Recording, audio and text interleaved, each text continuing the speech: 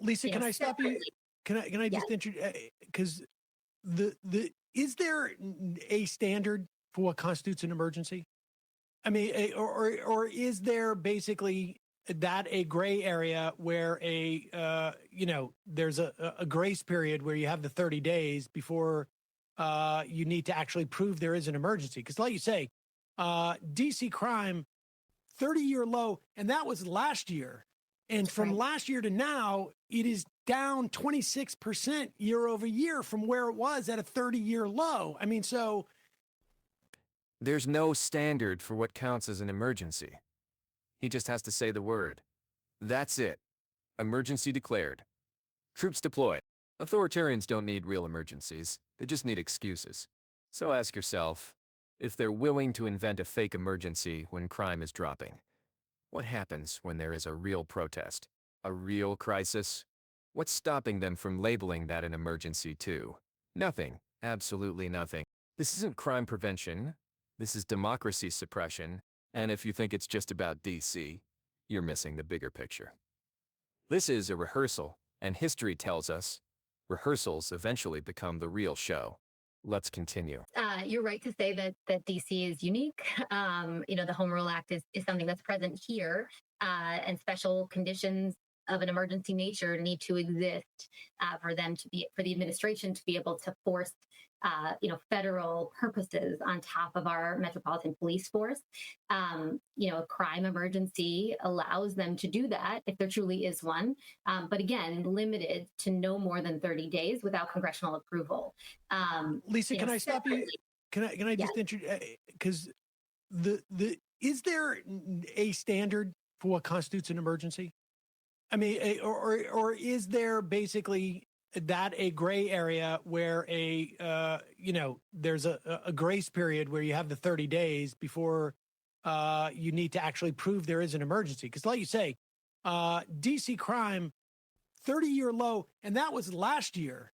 And from last year to now, it is down 26% year over year from where it was at a 30-year low. I mean, so there's just no possible rational way to argue that that's an emergency unless we have urgently low crime or something like that. But so is there no adjudication of that, or is it just like you get 30 days to pretend there's an emergency and then you have to justify it? It's a great question. I mean, under the Home Rule Act, it is, as you say, there's this moment where they can initially declare that they see an emergency. However, at the 30-day mark, if they try to extend, there is the potential to sue or to push back if we don't believe that there is one. And I think all empirical data would tell us that there isn't one. And in fact, the consequences of having troops on the ground unnecessarily, of having this sort of heightened alarm in the city, it's causing other problems. It's causing economic problems for our city. It's sort of challenging us here for our own feelings of safety as residents. You can feel the heightened alarm, which was not present before this fake emergency was declared. But until we reach that point, that 30-day mark, there isn't a particular litigation strategy. There are other things that are happening. You might have heard Representative Raskin introduced a resolution to try to just end the emergency now. So that's something we're supporting. And obviously, if it could pass, that would be a way to move faster. Are there prophylactic measures that other cities can take? Because it feels like this is part of a longer sort of plan where the boundaries are pushed, and then we're going to go to another city, and we don't know which one it is, but I suspect they have a list of 5.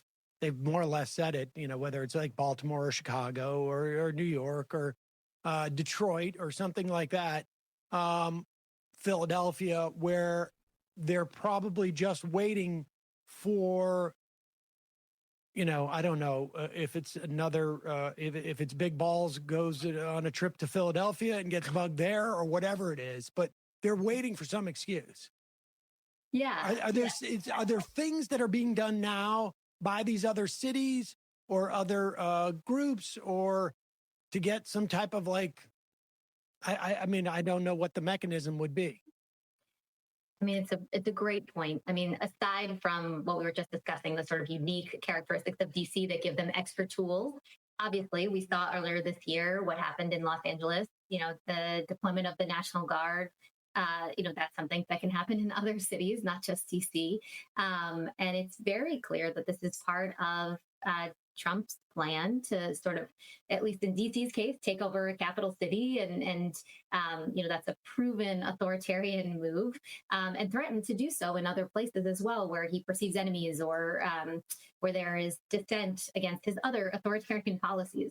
So certainly, we view this as part of a pattern of many other affronts that we've been witnessing.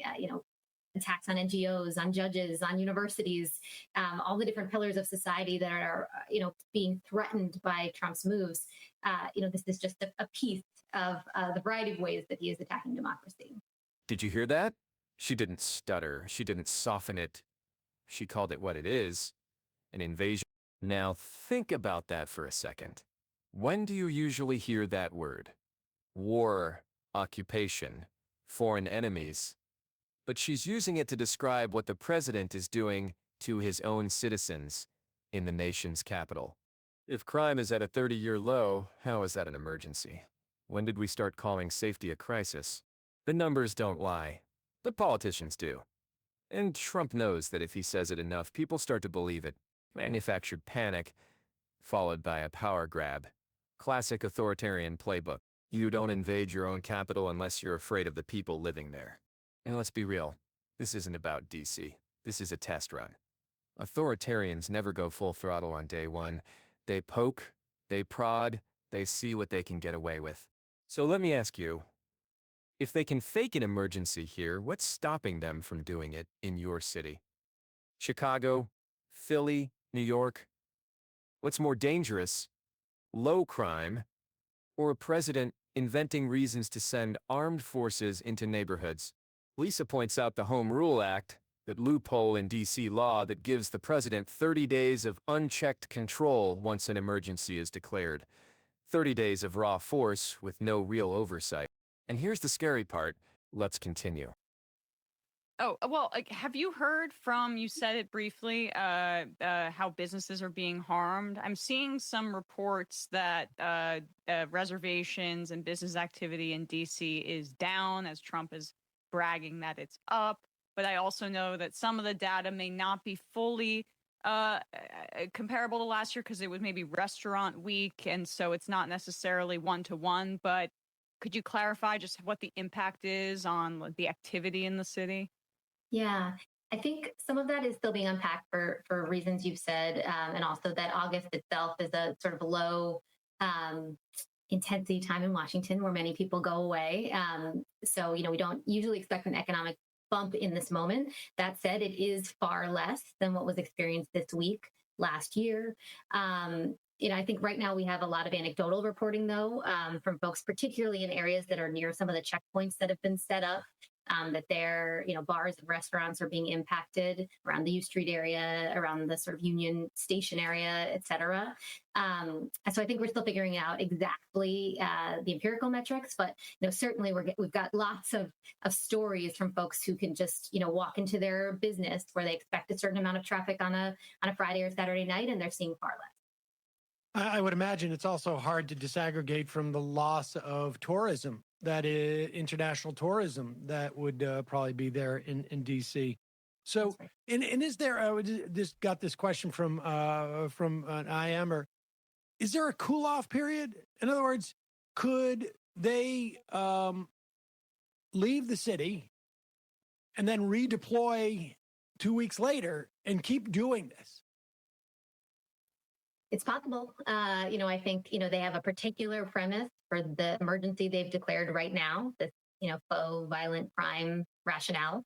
They could use something else. They could say there's another reason, there's another emergency. I mean, we've seen Trump use the word emergency very liberally to try to achieve lots of things that he wants, on the climate side, on other issue areas. Emergency is how they move the policies they want. So it would not surprise me if that's something they try to do if they're thwarted by Congress on this particular reason. And do we have any idea of, I know that it was reported that there was about 120 I think it was FBI agents who were reassigned to do foot patrols at night. Doesn't necessarily sound like something that an FBI agent would be trained for per se. But do we know who's making up this federal force? Because there was talk in the first Trump administration, particularly what went down at Independence Square, that there was a lot of like federal corrections officers, federal prison guards who had been assigned to these sort of policing functions, which is not at all what they're trained for, it seems to me. I'm curious, do we have any sense of like exactly who these people are? I don't think we do. I mean, I think a huge part of the problem right now is it's a scrum of different types of law enforcement on the streets. And obviously, the masking that we're seeing makes it hard to identify particular persons. The sort of lack of identification, often things just say police, and that could be referring to lots of different sorts of enforcement.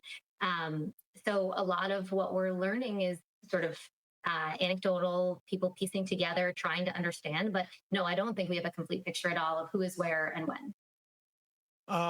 Is there anything else that we should know about this that we should be on the lookout for? I would imagine this is going to ramp up into the midterm elections. I mean, because all of this seems to be less for Washington, D.C. and more for the rest of the country, some audience out in the country, to make it seem like these urban areas are hellholes and Trump's going in and cleaning up without really any investment in what's actually going on in these cities. I mean, that's the thing. It's like, I don't, at the end of the day, think it matters how much people in Washington, D.C. are inconvenienced, terrorized on some level, or their businesses go under.